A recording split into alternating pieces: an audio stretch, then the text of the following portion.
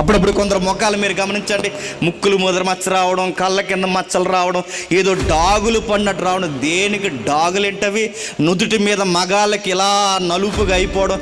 ఇదంతా దేనికి గుర్తంటే నీ బాడీ చెబుతుంది, రే రెడీ అయిపో, చక్కబెట్టేస్తున్నానని. రెడీ అయిపో, నీ నడినెత్తి చెబుతుంది, నీ ఆకారం చెబుతుంది, నీ కణ వ్యవస్థ చెబుతుంది. ఒకప్పుడు అంత దూరాన్ని ఉన్నవారు కనబడేవారు, ఇప్పుడు ఎక్కడున్నవాడు కూడా కనబడట్లేదంటే నీ రెటీనా ఎక్స్పైర్ అయిపోతుంది, గుర్తుపెట్టుకో. ఒకప్పుడు ఏ బరువైనా లేపేవాడివి,